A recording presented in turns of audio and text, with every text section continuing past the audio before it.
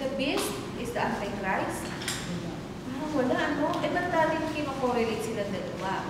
So, this lesson will be lesson 3 and lesson 4. 2 lessons tayo. No? Today is the foundation of our study on the beast. And next week, we're going to conclude it by using different cross-references. That's why we have to be careful, no? Na maging thorough tayo in our study of who the beast is or who the Antichrist is. Okay, the only writer, author in the New Testament who talked about the Antichrist is John. No? Who is John?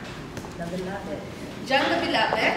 No? Who is John the Beloved? He is one of the 12 apostles. No? Do you know? Yes. Do you know how John is related to Jesus? They are cousins. How come they are cousins? Mother John and Mary are sisters. Very good. Galing ni sister, no? Nag-research talaga siya. The mother of Jesus is Mary. No? The mother of Jesus, Mary, has a sister who is the mother of John and James. Kaya auntie pala ni Jesus yun. Kaya pala isipin mo, ba't ang lakas ng loob niya? Are you referring to John the Baptist? Iba pa rin. No, iba pa. Iba pa yan ha. O, doon muna tayo sa John and James. So, pinsan pala sila ni Jesus. So, tawag sa kanila, first cousin. Diba? Now, who is John the Baptist? Remember, who is the mother of John the Baptist? Elizabeth. Who is Elizabeth? Sister of Mary. The cousin of Mary, the mother of Jesus. So, Second cousin. yes. So, John the Baptist and Jesus are second cousins. Now, you understand? Yeah. Yes. So, the only writer in the New Testament who wrote about the Antichrist is the John the Beloved, or we call him John the Apostle. He is also the same John who wrote the book of Revelation. You know, John and James, they are brothers, diba? And the first martyr, no, in the early Christian community is, we know Stephen, no, Stephen. But among those, no, yung in leadership is James, no, the brother of John. And John the Beloved is the last, no, apostle to die. That's why the book of Revelation was given to him. Siya na lang ang buhay mo, tayo ngayon, no? And God would not let him die unless He showed him what the future holds. Ang galing ni Lord, ano? So, you know, before John the Apostle or John the Beloved wrote the book of Revelation, anong ginawa niya? Ano unang sinulat niya? Yung Peter, Yes. First muna is the Gospel of John, and then he wrote 3 epistles. Okay, these 3 epistles were written 10 years before the book of Revelation. And it is in the book of 1 John that John wrote about the Antichrist. Yeah, first John. Okay? So who is the recipient of the book of, we're tackling 1 John, okay? Who is the author of 1 John? John the Beloved. John. Who is the recipient? Kanino niya isinulat? Churches. Oo. So what kind of people? Christians. Yes, no? The recipient are the believers where in Ephesus.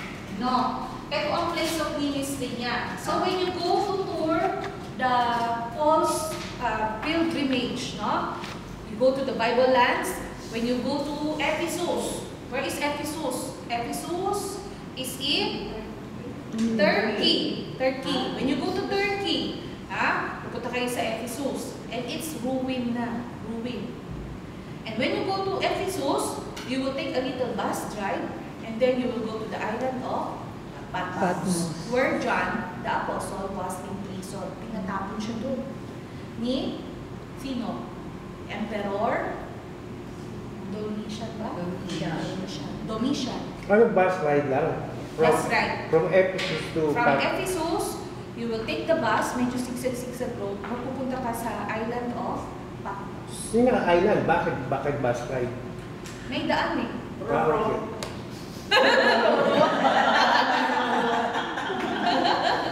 May daan naman. May daan. Small island. Small island. You can tour the whole island in 2 hours or less. Patmos is in Ephesus. Yes, in Turkey. Ha? So, kung kayo magta-travel, yan ang mga aspiring nyo. Makapunta ka sa Bible lands. No? You go to Jerusalem. No? May isang kanta, no? I walk where Jesus walked. No? And then there is a song, a hymn, no? Jerusalem. I don't know if you know the song. Yung Jerusalem, Jerusalem, la la la la la la. Tapos very significant, no? Pag nandun kami, kakanta kami ng Jerusalem. Ang ganda, no? Yes. So, tigil yung maligo mo. And then you go to the Via de la Rosa Street. No? Ngayon, pag pumunta ka without a tourist guide, akala mo palengke. Nadaanan mo, Divisoria. No? Kasi puro tindahan na. But that is the Via de la Rosa walk. No? That is where Jesus walked carrying the cross papunta sa Golgotha. Okay? So hopefully in our lifetime, sister, you been to Israel? You pray. That's my dream. You pray to the Lord. Yan ang in-next trip nyo. Diba the teacher? The new heaven. Kaya brother, pag sabihin na anak mo, pupunta ka na naman sa Singapore, sabihin mo, pwede ipunin na lang natin. No? Sa Jerusalem ako pupunta. Jerusalem. Well, if you want to go to the trip, there are many Christian organizations handling the trip. Meron din sa Catholics, di ba? Na mga trips to Israel. Meron yan si Father Orlus, alam ko meron siya. Sa CCF meron kay Pastor Tanchi, and then sa church, Chinese churches meron kami kay Reverend Stephen Tan. Ganda mag-join kayo ng mga ganon. And then the Bible will come alive and you will love the Word of God more and more. Nare-realize mo, nabuhay yung mga binabasa mo sa New Testament, makikita mo. Dito pala yung tomb ni Lazarus. When you go to Bethany, makikita mo, dito pala binuhay ni Lord si Lazarus. No? Dito pala yung Mount of nagpakain si Jesus ng feeding of 5,000, Mount of Beatitude. You will see all of those things. Kaya you pray that the Lord will give you favor. So, 1 John was written by John the Apostle to the believers at that time in Ephesus. Concerning about what? Because there are many people who are deceiving them. Kaya ang sabi ni John sa kanila, do not be deceived. What did John say? Look at your cross-references. Open your lesson 3. We are in page 27. As much as possible, we try to answer our assignment. Kasi dito natin makikita yung progression ng topic natin. Okay? In your cross-reference, page 1. Let's read. 1 John chapter 2, verse 18 to 23. Everything about the Antichrist, you tell me. Number 1. Anong sabi ni John? In verse 18. This is the last hour. So John told them. So 1 John chapter 2. Anong nalaman natin? So this is the last hour. Children, this is the last hour. And who is coming? Number 1? Yes, the Antichrist. Sabi ko sa inyo, he's the first author who wrote about the Antichrist is coming. Number 2, are there Antichrist right now in the world? Even in the time of John? Yes. Anong sabi niya? Verse 18, even now, many Antichrist. Antichrist have appeared. Small letter, no? And for this, because there are many Antichrists that had appeared, we know that we are in the last hour. So in our times right now, are there many Antichrists? Yes. Yes. So we are in the last hour. Hour. So when we say that a person is Antichrist, what do you mean? Ha? Number Panahon one, pa nito, against. last time. Panahon pa nito. Marami bang tao against Christ? Yes. Oo, no? Marami. Marami. And not only against, but some people, they are instead of, nagpapanggap. Diba? Either galit sila, ayaw nila kay Christ, o kaya, they represent Christ. Sila na lang. Yeah. Ano ba? May nagsasabi, I am the Son of God, so I am Christ. No? Sa Davao. Si Apollo yun, si Apollo. Oo, may mga ganun. Nasa Davao yung teacher. Ha? Nasa Davao. Sa Davao. Teaching ko yung sa Okay. And who are these Antichrist na marami daw? Saan galing? Look at next verse. They went Verse out 19. from us. They went out from us.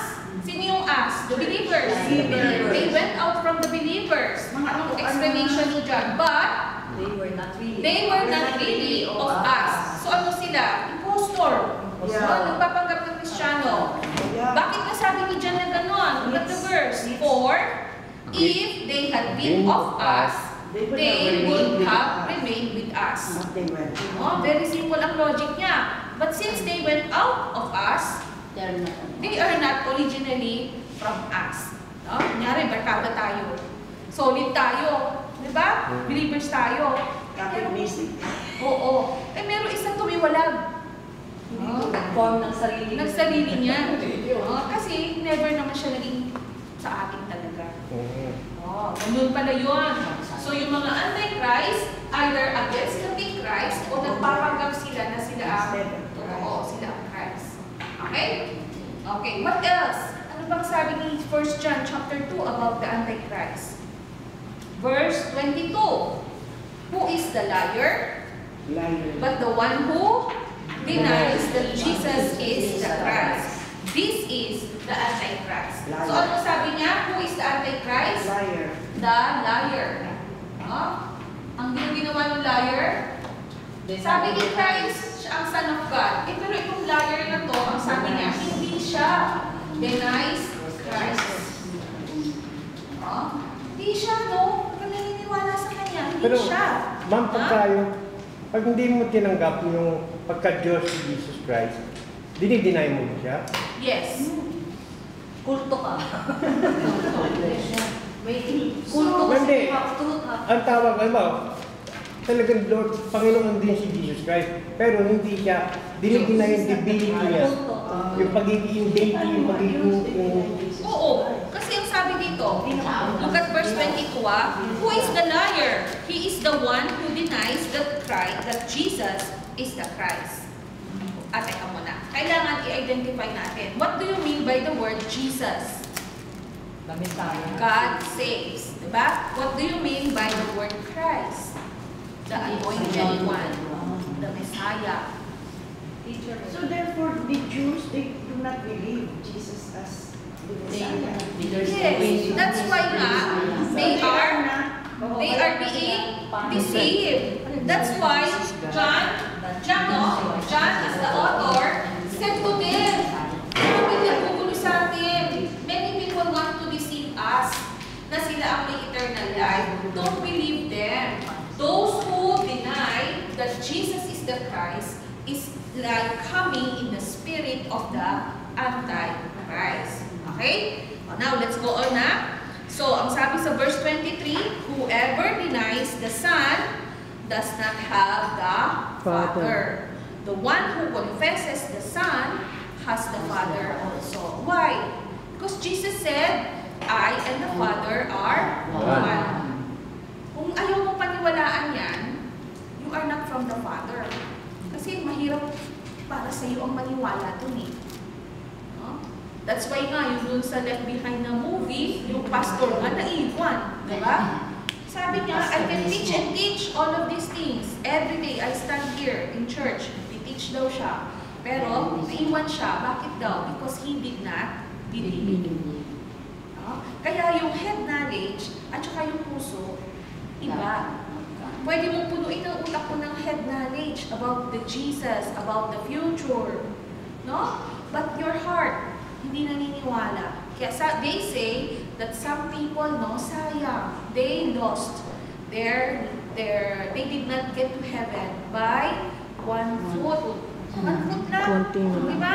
From your head to your heart, yung distance niyan, isang ruler lang. 40 na lang sana kasi save ka na. Kaso you did not believe. Pinuno mo lang yung utak mo ng head knowledge. And many people are like that.